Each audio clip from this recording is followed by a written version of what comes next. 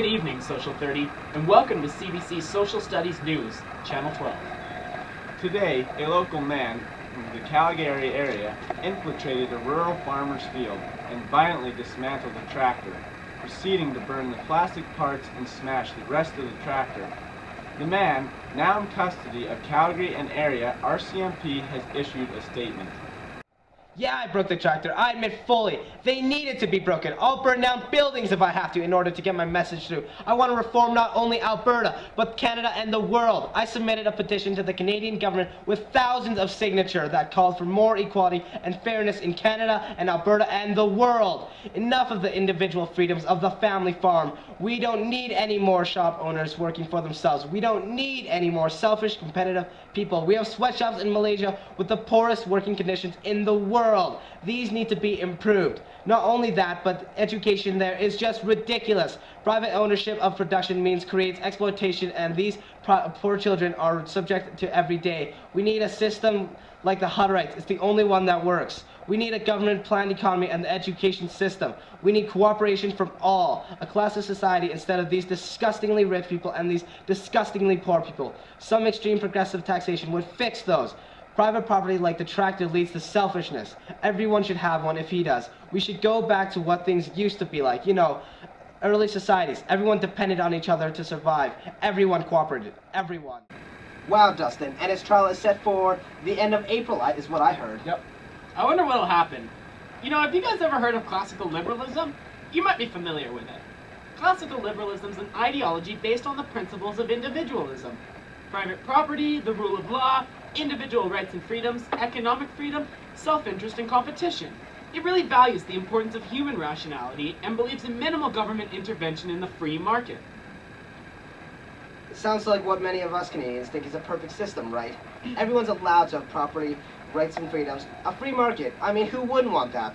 Yeah, I can't see anything wrong with that. Well, throughout history, lots of people saw things wrong with it. Starting in the early 1800s, 1811 even, a group of people led by Ned Ludd began to grow angry that they lost their jobs to machines that took over their previous jobs. Now, at this time, classical liberalism was in effect. This group of people, called the Army of Redressers, began to break in a factory and break machines, the ones that took their jobs. They called their movement Luddism, and the government eventually suppressed them by force. They were shot, they were exported, and eventually in 1817, the attack stopped. So they didn't think highly of classical liberalism, huh? Well, I didn't think they find it fair that the machines that took their jobs as factory workers were still there. But in my opinion, the entire movement was silly. Classical liberalism allows for private property and the rule of law. Even though they were demonstrating against it, these people needed to know that trespassing and destroying the mill owners' machines was breaking the law. They needed to go. Well, what was that group that popped up after them? A little less violent, I think. The Chartists? Yeah, the Chartists. Another response to classical liberalism at the time. The Chartists just wanted reform, political and social reform. They asked for universal suffrage for men over 21, equal-sized electoral districts, a secret ballot voting, pay for parliament members, and annual elections. Fair, right? At least I think so. At the time, the liberalism only included the voting of the male middle class in 1832. These Chartists in 1838 to 1848 asked for the universal suffrage for those over 21. Sounds familiar? Just like what we have in Canada. I think that movement was completely justified. If classical liberalism works on rights and freedoms, isn't the right to vote a basic one? Is an annual election really too much to ask? The Chartists submitted 3 charters to the British Parliament at the time. After being unsuccessful, many just disappeared or joined another movement. The Socialists, right? Yeah, that was one of them. Utopian socialism with Robert Owen. They fought for an end to the horrible working conditions of the capitalist system. They were violent, but they did believe that education and better working conditions could make a happy socialist society. Yeah.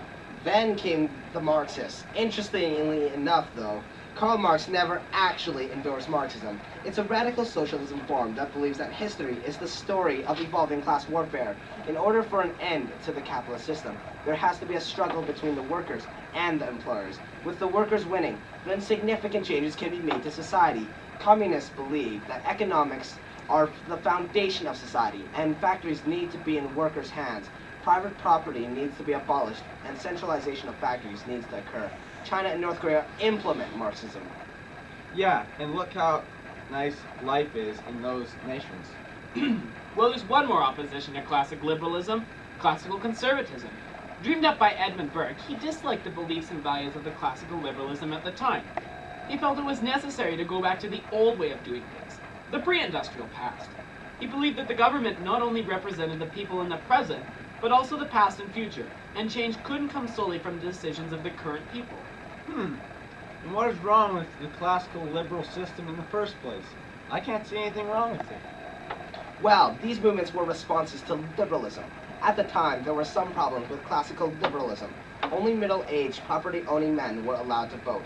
Women had rights and freedoms, no rights and freedoms, and couldn't even vote. Workers' working conditions were pitiful, and many people were unhappy. Classical liberalism is built on good principles. The rule of law, rights and freedoms, private property, everything we take for granted. But there are some flaws in it as well. Not that I can see. No, there definitely is. These were noticed especially in the Great Depression. The Great Depression started when the capitalist system that had brought prosperity, cars, employment, and happiness to all started to fail. So John Keynes stepped in, and he suggested another response to classical liberalism, Keynesian economics.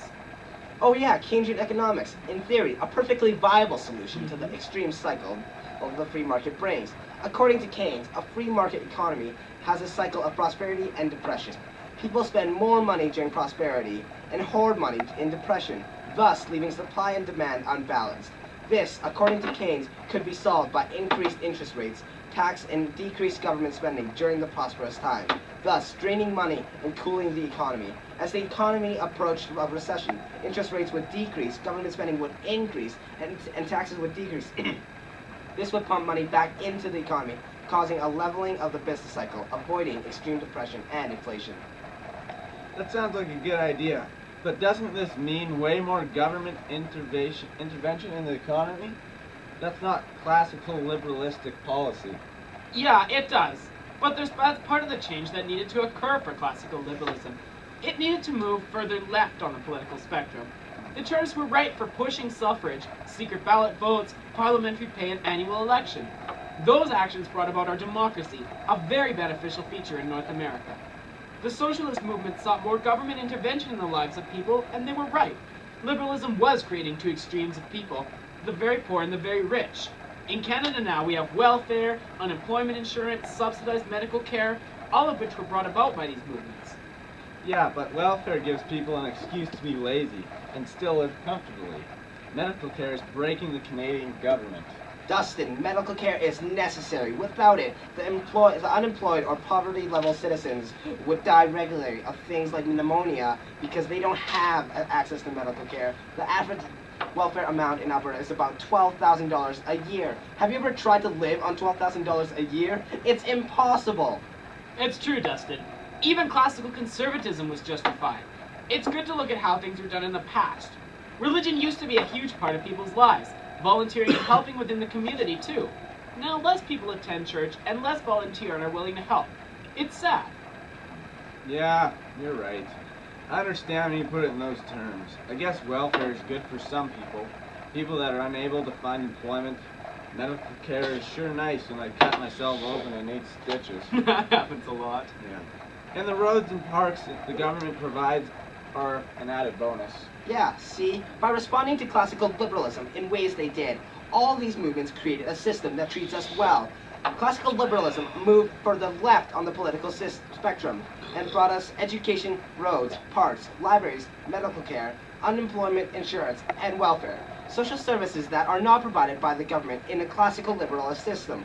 Keynes' theory helped us prevent another Great Depression, which happens every 20 years in a free market. We have suffrage for all over the age of 18, labor unions which help improve worker conditions, and feminism has been taken hold. Women have equal rights as men now.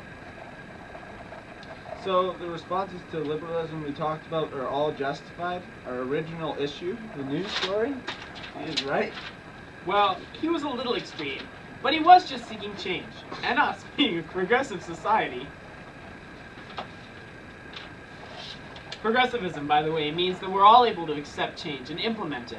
Our modern liberal democracy in Canada is progressive. As we accept change, we even advocate it. It's good, but the guy in the news story was a little radical. Just like the leaders of the movements like Luddism, Chartism, Marxism, utopian socialism, Keynesian economics, classical conservatism, and even feminism, the man was only pushing for change to an already perfect system. That concludes our panel discussion tonight. We hope that you have been well informed about the responses to classical liberalism implemented in the past, and why those movements were justified. Good night, Social 30, and thanks for watching CBC Social Studies News on Channel 12.